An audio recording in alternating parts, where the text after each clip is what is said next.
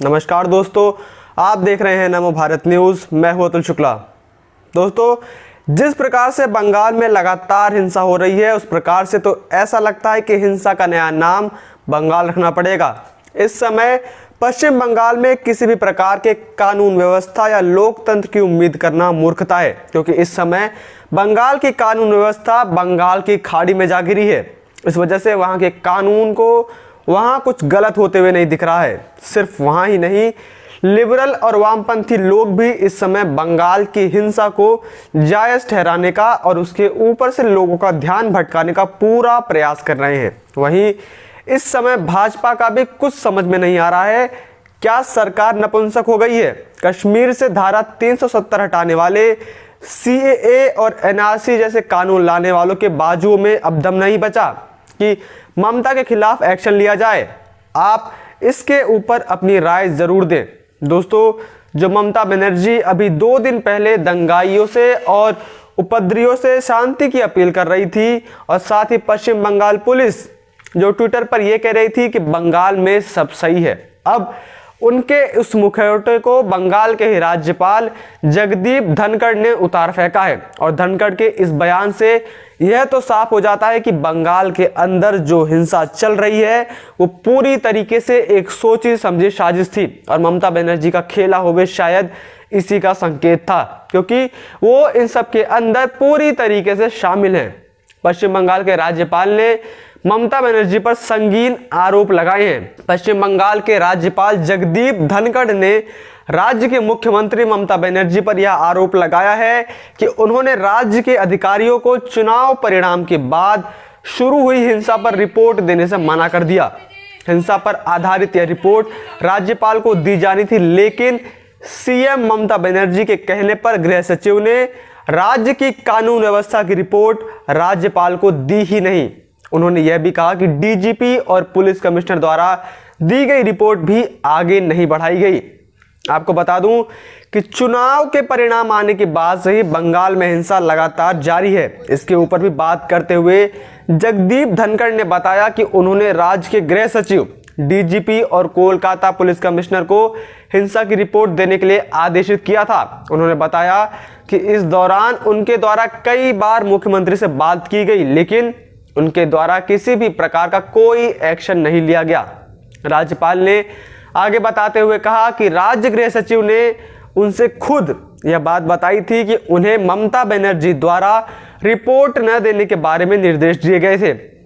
इसके अलावा गृह सचिव ने राज्यपाल धनखड़ को यह भी अवगत कराया कि उन्हें DGP और पुलिस कमिश्नर द्वारा राज्य कानून व्यवस्था पर दी गई रिपोर्ट भी राज्यपाल को न देने का निर्देश था। राज्यपाल ने बताया कि 3 मई को आचार संहिता समाप्त होने के बाद ममता बनर्जी के पास मुख्यमंत्री की सभी शक्तियां थी, जहां पर खुद बंगाल के राज्यपाल अब ममता के ऊपर सवाल उठा रहे हैं। वहीं भाजपा जिसकी केंद्र में सरकार है, पश्चिम बंगाल में 77 सीटों के साथ विपक्ष में बैठी है, वो कायरों की तरह चुप क्यों है? जो भाजपा वोट लेने के लिए तो बंगाल के अंदर रैली कर सकती है, लाखों लोगों की भीड़ जुटा सकती है, लेकिन जब उसके ही कार्यकर्ताओं की पिछले कुछ दिनों से लगातार हत्याएं हो रही है, तो वो धरने का दामन पकड़कर बैठी है। क्या धरना देने के लिए ही बंगाल में भाजपा कार्यकर्ताओं ने अपने जान की बाजी लगाई थी? और धरना भी कौन सा? ऑनलाइन। माफ कीजिएगा, लेकिन ऐसे धरने वाली राजनीति के लिए भाजपा नहीं जानी जाती। बंगाल में लोग खून के आंसू रो रहे हैं, छोटे बच्चों से लेकर औरतें तक मदद की गुहार लगा रही हैं, लेकिन भाजपा तो एक गहरी नींद में सो रही है। आखिर कब अमित शाह इसके ऊपर कोई एक्शन लेंगे? और अगर वो एक्शन नहीं ले सकते तो मना कर दें कि हमसे तो नहीं होगा, आप अपना अपना देख लीजिए। वहीं अब कुछ ऐसी बातें आपको मैं बताऊंगा जिसे सुनने के बाद आपकी भी आंखें भर आएंगी। दोस्तों, बंगाल के अंदर इस समय जो हिंसा चल रही है, उसकी वजह से हजारों की संख्या में लोगों को तो अपना घर व्यापार छोड़कर तो जाना ही पड़ा। लेकिन इसी बीच एक ऐसी खबर आई है कि इन हिंसा की वजह से एक युवक अपनी मां का अंतिम संस्कार भी नहीं कर सका है। नेत्र रोग से पीड़ित दास ने न्यूज़ 18 को बताया कि 6 दिन पहले ही कोरोना से उनकी मां की मृत्यु हुई थी। अब उन्हें समझ नहीं आ रहा है कि मां का अंतिम संस्कार कैसे होगा। वहीं बीजेपी के एक बूथ अध्यक्ष ने भी अपनी आप बीती सुनाई। बूथ अध्यक्ष ने बताया कि 5 मई को वे बाजार में थे, तभी दूसरी तरफ से तृणमूल कांग्रेस का जुलूस आ रहा था। इससे पहले वो कुछ समझ पाते, जुलूस ने उनके ऊपर पत्थर बरसाने शुरू कर दिए। भीड़ यह चिल्लाते हुए उन्हें मारने दौड़ी कि वो बूथ प्रेसिडेंट हैं, पकड़ो उसे।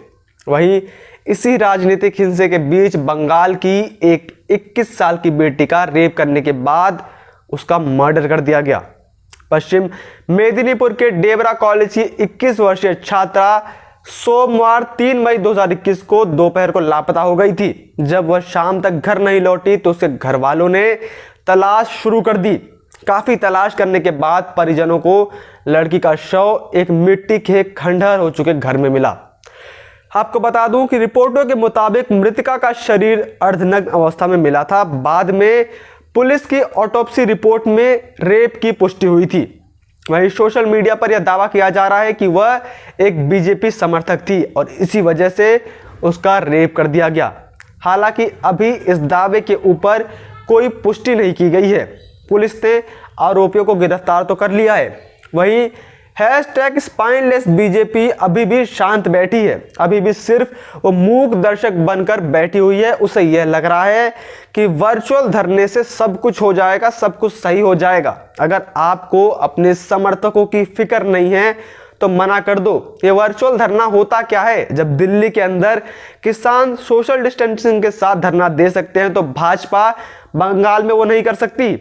वहीं जब बंगाल के अंदर मंत्री ही सुरक्षित नहीं है तो आम आदमी तो अपनी क्या ही खैर मनाएगा। आम जनता के बाद अब तृणमूल कांग्रेस के गुंडों ने केंद्रीय मंत्री वी मुरलीधरन पर भी हमला बोल दिया है। मुरलीधरन ने इस घटना का वीडियो शेयर किया जिसके अंदर यह साफ साफ देखा जा सकता है कि लुंगी पहने लोगों ने उनके गाड़ी पर हमला बोला। जब ड्राइवर ने गाड़ी पीछे ली तो गाड़ी को चारों तरफ से घेर लिया गया। वहीं नंदीग्राम से ममता बनर्जी को पटकनी देने वाले शुवेंदु अधिकारी के काफिले पर भी हाल ही में पत्थरबाजी की गई थी। आपको बता दूं कि यह सिलसिला 2 मई से चल रहा है। वहीं गृह मंत्रालय अब थोड़ा होश में आया है और उसने अपने 4 अफसरों की टीम को बंगाल भेजा है जो हिंसा की सीधा रिपोर्ट गृह मंत्रालय को सौंपेगा। वहीं इस समय जब सभी राजनीतिक पार्टियों को साथ आकर टीएमसी द्वारा की जा रही गुंडागर्दी पर आवाज उठानी चाहिए तो सब मूक दर्शक बनकर बैठे हैं। किसी को बंगाल के लोगों का दर्द नहीं दिख रहा है क्योंकि वहां पर भारतीय जनता पार्टी की सरकार नहीं है। क्या मानवता या लोगों की जान से बढ़कर राजनीति और उसकी कुर्सी है? इन विपक्ष में बैठे लोगों के लिए भाजपा हो या विपक्ष इस समय दोनों ही एक बराबर हैं। केंद्र सरकार ने शायद अपने हाथ में चूड़ियां पहन रखी हैं। ममता से अब भाजपा के चाणक्य अमित शाह को भी डर लगने लग गया है क्या? इसलिए वो खुद अपनी जान बचाकर बंगाल का दौरा नहीं कर रहे हैं, उसके ऊपर अब तक कोई एक्शन नहीं ले रहे हैं। वहीं देश का हिंदू वो अभी भी सो रहा है शायद। आप क्या कर रहे हैं? आप सब भाजपा को सरकार में लाए थे, अब उसे जगाना भी हम सब की और आपकी जिम्मेदारी है। सोशल मीडिया पर #स्पाइनलेस बीजेपी लिखना ना भूलें, शायद इसी से भाजपा की नींद टूटेगी। आप इस कमेंट सेक्शन में भी #स्पाइनलेस बीजेपी लिखना ना भूलें। बाकी अगर आपको यह वीडियो पसंद आई हो तो इसे लाइक करना ना भूलें और इसके साथ ही इस वीडियो को ज़्यादा से ज़्यादा शेयर करें ताकि बीजेपी के लोगों तक ये वीडियो पहुंच सके और वो कुछ जागरूक हो, वो थोड़ा जाग सके और थोड़ा एक्शन ले बंगाल के हित में। बाकी जय हिंद, जय भारत। वीडियो को लाइक, सब्सक्राइब और शेयर करना ना भूलें। अपने विचारों को कमेंट बॉक्स में लिखकर हम तक जरूर पहुंचाइए।